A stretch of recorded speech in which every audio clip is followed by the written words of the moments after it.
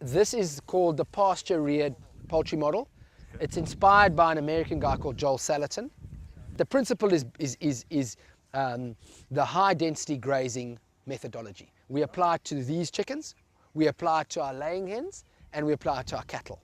And the principle is a lot of animals in a small space for a short period of time. Because of the concentration of manure and urine, you have this incredible bounce back in the soil and the fertility. And so the carrying capacity on this farm of livestock, of cattle specifically, has gone in a year from 120 to 250, which we feel is vindication of this method. Bokashi is a standard part of their ration. They get it every day. It's sort of at a 2% by weight.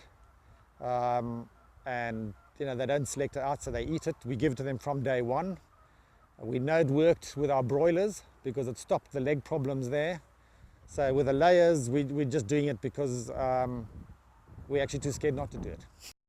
Our feeling was, we can give them a leg up to do their job, then Bokashi, you know, and the good thing about Bokashi is it's not expensive.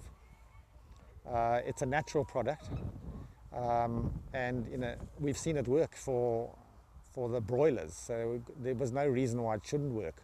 There's been no side effects, and whoever comes there always remarks on how healthy our chickens are looking. So we're just feeling our way, but so far it's been all good. Certainly as far as the feeding goes and the Bokashi and everything. So if anyone had to ask us what our ration was, and we don't have any secrets, we say, look, this is what we give them. And if they said why, we'd give them the same reasons we've given you. And if they didn't want to give the Bokashi, we'd say fine, but just let us know. What happened with were your eggs as good? Did they lay as many? Were they, because the big thing with chickens, that, you know, in this situation, they are exposed to the extremes of weather as well. I mean, it can be cold one day, hot the next day. They're not in that controlled environment. And I think if it helps for the overall health of the bird, it's got to be good. And probiotics, I mean, it's, you know, it's been proved time and time again. And so the way I think about the probiotics or the Bokashi or the EM, whatever, is that it's enabled the gut to be healthy, which then they get the best out of the food, and then the animal's healthy. The chicken's weight gain is much the same, probably slower than the conventional guys. But the significance for us is what we call the feed conversion ratio. So kgs of grain fed into kgs of chicken meat produced. Traditionally, it's 3 kgs of grain, 1 kg of flesh. Here, it's 3 kgs of grain, 2 kgs of flesh.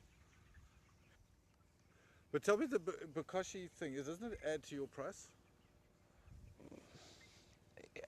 Maybe, but I've got less dead birds, you know, and sick birds and maimed birds. Yeah. So it doesn't. It's a marginal extra expense for healthier birds.